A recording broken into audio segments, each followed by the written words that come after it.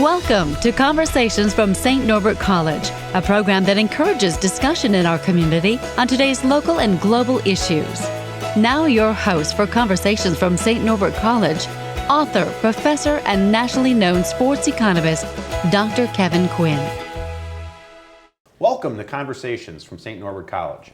Our special guest is Karen Stuckey, who serves as Senior Vice President for Private Brands, General Merchandise at Walmart.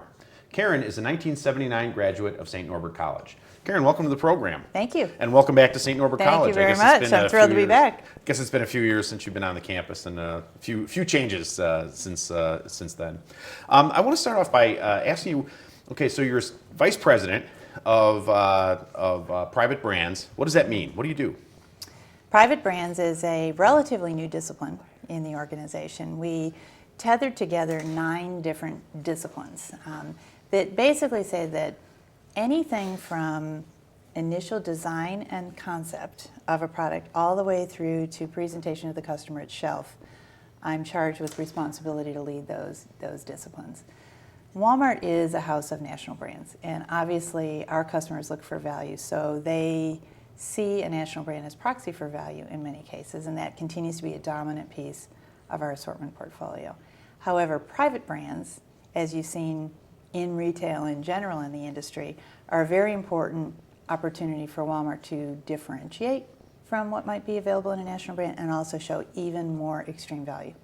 So we have private brands throughout any of the disciplines, sometimes as an alternative with very similar features and benefits to a national brand, and other times to perhaps fill a gap in an assortment at perhaps a good level or a better level or a best level.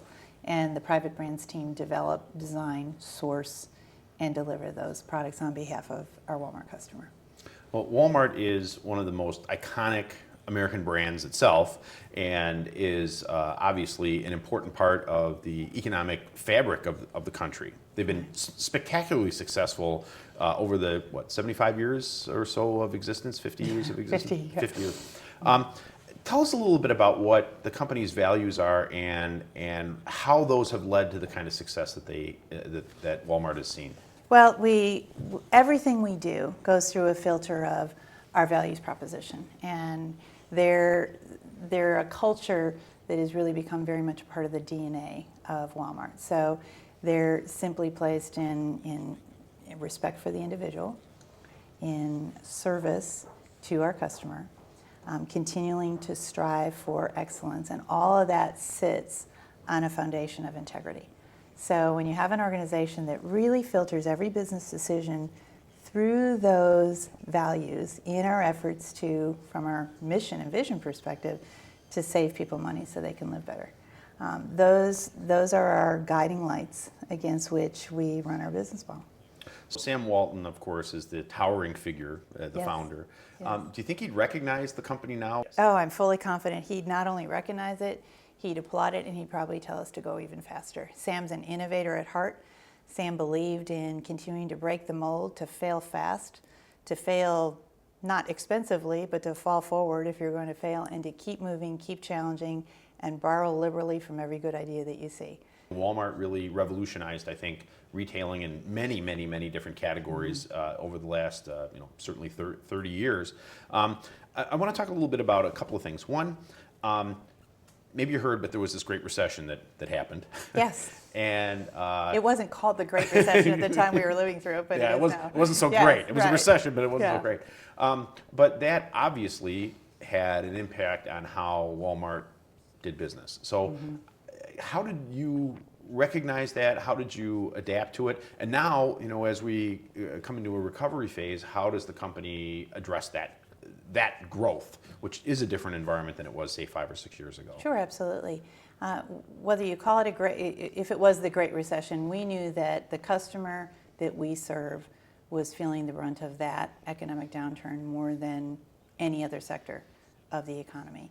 That's where our core mission came into even finer focus.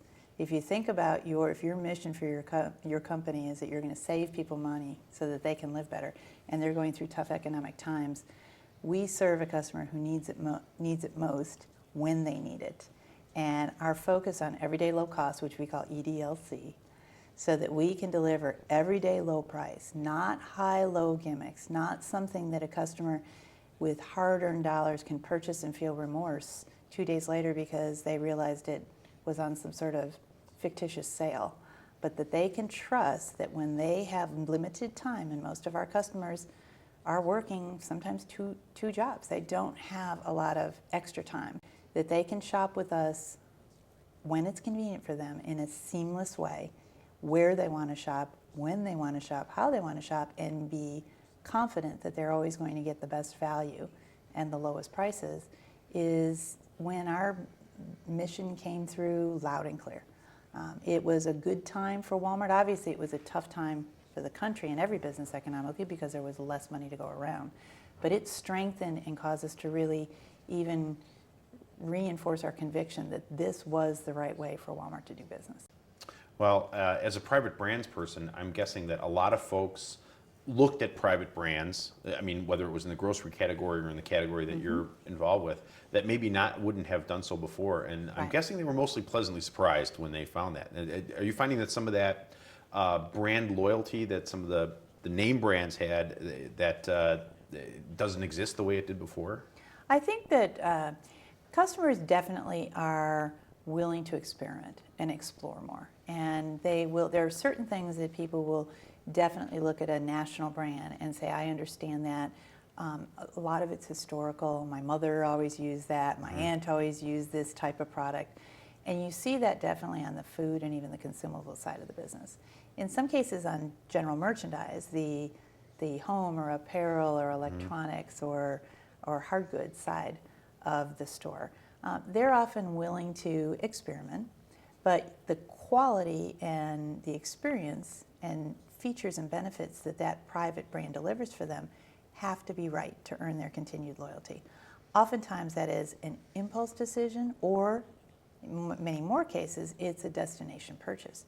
You don't walk through a store and just happen to buy a 12-piece cookware set. Usually you've made a decision you're going to buy that and you're carefully looking at the different features.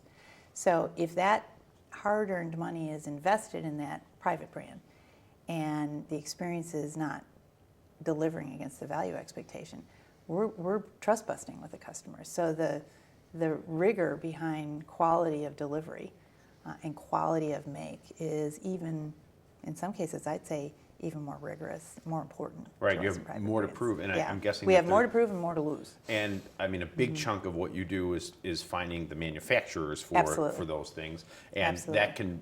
It's not like you own those manufacturers the way that the name brand folks often own their own manufacturing. So how do you go about? I mean, finding. So let's say cookware. Okay, how do you go about finding someone to make you your private label cookware? We have a strong sourcing team. The strategy for sourcing does report as it's one of the disciplines within the private brand group.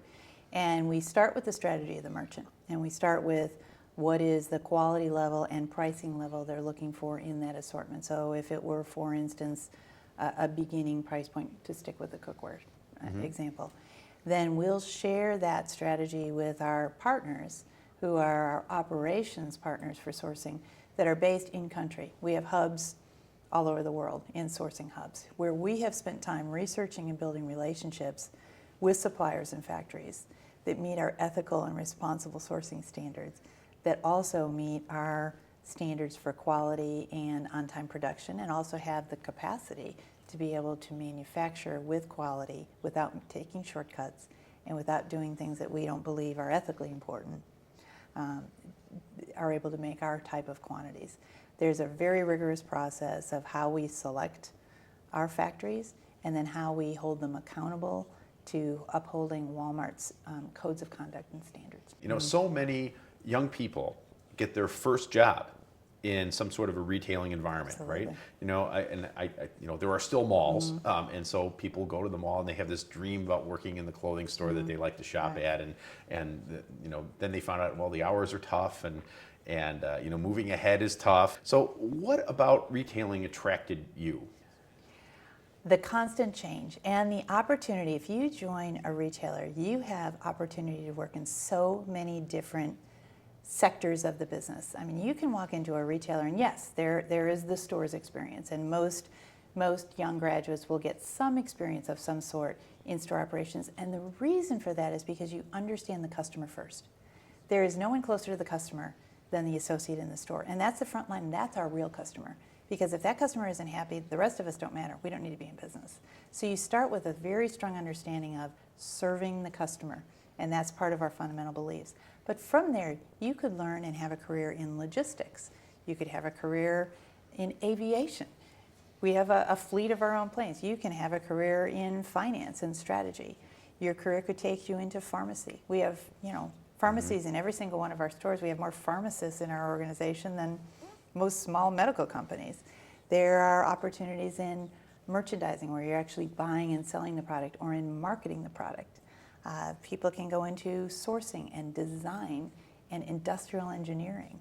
So the opportunities in retail are so vast, and there's an appetite in retail for young, hardworking, high potential individuals to move from discipline to discipline to find what's the right fit for them to meet their career growth needs. You've been in retailing, either on the manufacturing side or on the retail side for a while. Right. How have consumers' behavior, their preferences, their tastes, their habits, how has that changed over the last, say, 30, 40 years? Oh, it's changed significantly. We went through an era where really the brands were in control. The brands produced product, they told customers what they wanted, they told them what to purchase, and they were in control. Then there were the big retailers that were necessarily in control. Now we've moved into the age of the consumer. The customer decides what they want. They have unlimited access via the growth of technology to how something was made, where it was made, what its contents are, what kind of features. They can personalize the features if they like in most cases. What they do or don't like about it, they can decide when they want to purchase it, in what vehicle, in what channel. Do they want to look at it online and buy it in a store? Do they want to check it out in a store and order it online? Do they want to pick it up? Do they want to have it sent to their home? The opportunities and control for the customer is endless, and that's the biggest change. And the closer we get to the customer and making that seamless for her through digital means, the better we're going to be able to serve her. But she will not settle for anything less now that she has that control. I was surprised to find out not all that long ago how sophisticated Walmart's online presence is and how far down the path. Because when you think of, I think when a lot of people think about Walmart, they think about the physical store, and they're everywhere. So it's not like I have to buy it online because I can't get to the store. So, were you were probably, you joined Walmart about, 12 years ago. So it was probably about the time that Walmart was really getting into that with both feet. Is that right? Is that We've been steadily investing in e-commerce, and in the last 2 years, that investment has exponentially grown, because the ability to serve a customer in an omni-channel way is the way of the future, and that is going to be the only way that a customer would expect to shop. We don't believe that there will be only pure play.com, if you will, or e-commerce, or only brick and mortar. There will be a blended combination, and it'll change for the customer depending on what type of product she's purchasing. It may be that she prefers her produce in brick and mortar where she can look and smell. It may be that she wants a consideration set and does a lot of research on the latest 4K TV, and she'll want to research that online, perhaps go and look at the picture quality in store, and then go back online, and she may choose to forego paying for shipping, so she may then have it shipped to a store where she picks it up. If it's a new set of towels for her home, she may want to feel the textiles, but then order it online and ship it to her home instead of picking it up in store. So all those nuances of how a customer shops are just incredibly important to our investment in digital capabilities for a seamless shopping experience. The idea is to make it simpler for the customer and more transparent for her to research what she wants to research and be able to find what she needs. Or one of the things that you, I think, have, and looking as an economist on the outside, is your supply chain, the way that you approach supply chain, the way you manage it. From your perspective, because you're responsible for this as well in your role, how do you approach that? So when you want to buy apparel, or you want to buy pots and pans and you want to put them on there, Talk about the process about supply chain. How do you think about that? Well, supply chain is one of the most critical aspects of anything that you buy, not only from where in the world are you going to make it, but also how predictable is the demand curve for that product. So if it's something that has a lot of seasonal volatility, let's say winter outerwear, you can look at years of history and you can manage your supply chain, assuming that you're going to need outerwear, boots, coats, winter wear, gloves, etc., for a certain time period of the year. But you may find that you need to react much closer in if the weather's volatile and changes. So you're going to want to build a supply chain and a distributional logistics network that enables making a decision on what part of the country that product goes to at the last possible moment. On something that is a more predictable demand curve, food storage, you can choose other parts of the world where you know that you can have a constant flow from perhaps a cost advantageous region, and you don't have to worry as much that the decision you make at point of shipment is going to be the right one for what part of the country you want to ship that to. So every single product has a unique decision set that has to be carefully considered, both from a cost, what is the cost of shipping, and also from the flexibility of that shipping or that logistics and supply chain. If you are shipping junior fashion tops, you may want to have that in a country or in the US where you can decide very close in. Now that may cost you more in your logistics, but the profitability of being right with that style or right with that location far outweighs the cost of your logistics. So it's a big part of the decision set. It's volatile, and we're very fortunate that Walmart has invested in excellence in its entire logistics framework for years. I find it fascinating because here on a college campus, right? All of a sudden, the next day, everything's normal. The next day, everybody's wearing the same fashion item. I can't even imagine how you predict that. I mean, to what extent do you feel like you drive that? And how do you react to that? So everyone wants to buy a certain kind of hat, and it just disappears off the store shelves. How do you predict that? You spend a lot of time on forecasting and trend watching. So we have an entire team of designers that does nothing but look to what's coming out of certain countries or trends locally or Europe or anywhere. The trends start everywhere in the world now. It used to be that it was just Europe. Anywhere in the world, social media starts a lot of trends. It's just watching what's happening with customer behavior. That's what trends really are. And you have to take some big bets. There are cases where you simply have to say, we're going to put a big bet behind this based on informed decisions. So I'll use an example. Everyone uses emojis in their social media. We had a very sharp merchant that said, everyone's using it on their mobile devices, but no one's really taken the emoji icon and really turned it into something that might be a piece of decor. She worked with the supplier with her product development support and said, what would happen if we made small pillows, the type that you throw in your dorm bed or the type that you put in a chair, that were shaped like and had all the different emojis. So we had some with the sunglasses, we had some with the, you look at all the different emojis, the kissing and the whatever. And we're talking overnight, millions upon millions of demand for that pillow. That's creating items that we didn't create the trend for emoji, but we created items that draft with that trend that serve a customer. Well, we hear about how millennials are this and they're that and all these other terms. And I think they're sort of accused, like maybe every generation of young people, of being irresponsible, etc. I think the data show that they're actually more careful shoppers and savers than maybe their parents were. And while conspicuous consumption was on great display, as we're in the 80s and 90s, even the 2000s, I get the distinct impression that, like many years ago, being a smart, savvy shopper is considered cool. Well, and blowing money isn't. And that you're absolutely right with millennials, and we track very carefully our relationship with millennials, and Walmart does quite well with millennials because of exactly what you said. The millennial generation has access to just about quickly to any information you might want at all. So they're very savvy about what is real, what is a true value, and what is not. And they find us credible and transparent and to provide an honest value. So we score well with value-conscious millennials. Well, I want to shift gears a little bit because what you do is a dream job for many, many young women and men. Dream job for me too. A dream job, and that's great. I mean, if you like what you're doing, it's not work, right? So let's talk a little bit about your bio and how you got to where you were. So where did you grow up? I grew up in the south side of Chicago, Oak Lawn, Illinois.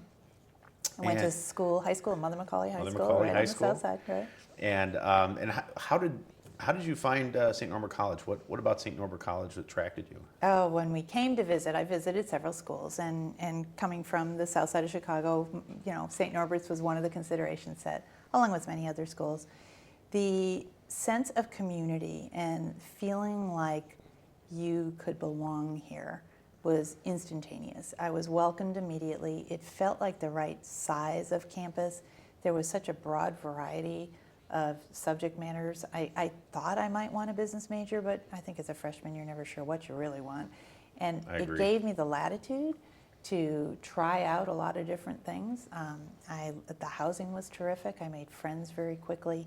And it was a Christian community that I don't think I was conscious of that as much. Obviously I'm born and raised Catholic, but it just everything about the campus, the administration, the students felt welcoming, warm, and just felt like a good fit for me. And do you remember any particular experiences from when you were here? I mean, we all remember that you can talk about, maybe. Yeah.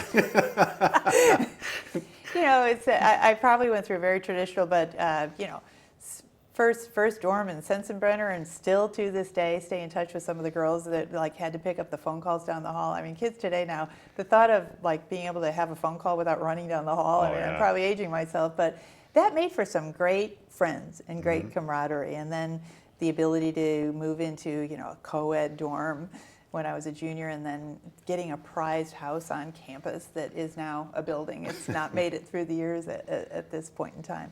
But just fun things like being in the cafeteria and having a Green Bay Packer come in and have breakfast because they were starting their, early spring training while we were still finishing with school, or the opportunity to make lifelong friends in a sorority, being able to walk to some of the bars on campus and meet people across the campus.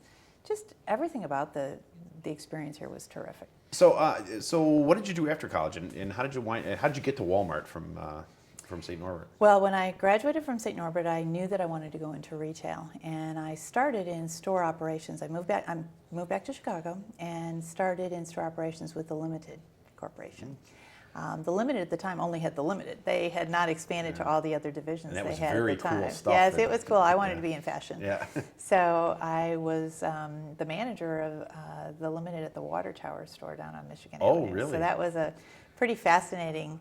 I started as a co-manager and then moved to manager, and it was also it taught me a lot about the power of visual merchandising and the power of really working one-on-one with the customer and understanding what the customer wants. It also taught me a lot about how to lead, because I was younger than most of the women that worked at that location because of being on Michigan Avenue. It tended to be a lot of flight attendants that were picking up extra hours, women that maybe didn't work full-time but wanted to have some sort of a job.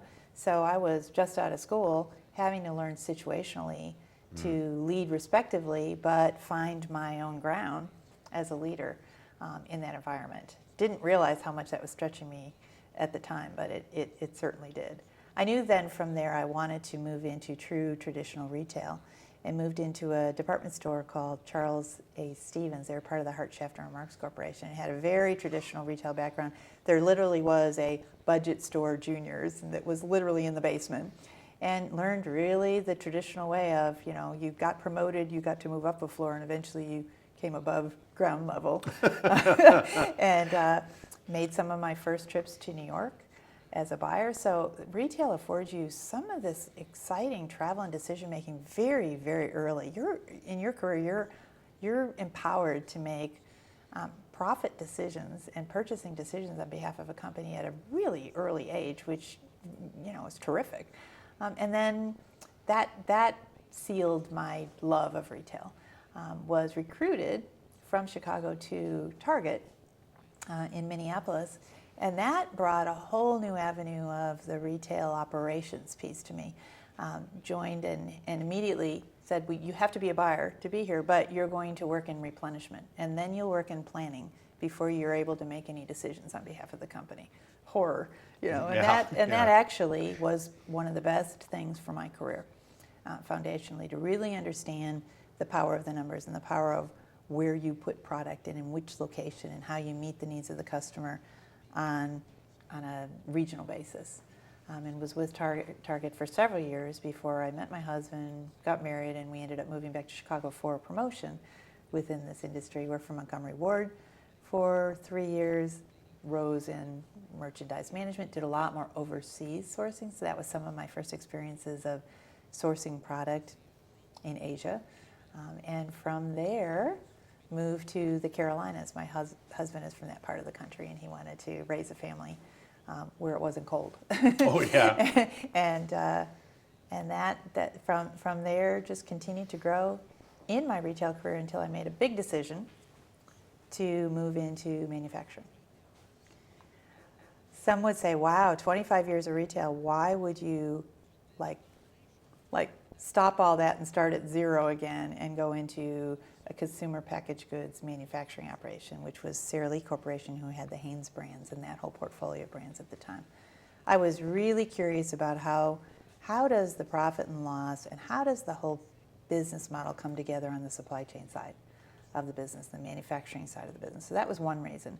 Second was I'd worked in a lot of private brands up to that point, and I wanted to understand classical consumer packaged goods marketing and customer insights and how to really treat national brands with the reverence that they do today. And I was able to learn both of those within my time at Sara Lee through the Hanes brand, and rose to the point where I was actually the president of the casual wear division over a period of about 7 years. Wow. So that was exciting, and I loved, and that experience of manufacturing is critical to my career today, but I didn't have the foresight to see that at the time. I never thought I'd be at Walmart. It never goes that way, does it? I mean, the river takes you. So the message of always be willing to take a new role to learn something new because you just don't know what's around the corner, that actually is what brought me to Walmart. We were one of Walmart's largest basic apparel suppliers, and after working with Walmart for so many years, when they had an opening in their product development division, they reached out to see if I would be interested in coming back to the retail side of the industry. At that point in time, I was ready for that. I was ready for the pace and the change of retail, and made a big decision with my husband that we would move with our 4 children to Arkansas, which we'd never been to before, and start back in retail with Walmart. And I've been there for 12 years and have had 6 roles in 12 years. That's retail, That's right? retail. Yeah. In product development and in leading merchandising for both the apparel division and the home division, and then moved into sourcing. And just about a year ago, we've now consolidated sourcing and all the other disciplines that have to do with development of private brands into the private brands unit. I mean, that's an amazing story, and I mean, we're proud to call you an alum, and I cannot believe we are just about out of time, but I can't let you go without asking for this. I know that you are really, really committed to helping women in business and helping women climb the ladder in business. And what would be sort of the elevator, the 30-second piece of advice that you would give to a young woman who's looking to emulate your career path and your success? Oh, don't. If you're starting in your career, do not be afraid to take a risk. I would much rather that you be more afraid of missing an opportunity because you didn't take the risk. That's really good advice. That's good advice for everybody, probably. And unfortunately, I'm so sorry, but we are out of time. I hope you've enjoyed our show. Until next time, I'm Kevin Quinn. Best wishes for good conversations from St. Norbert College.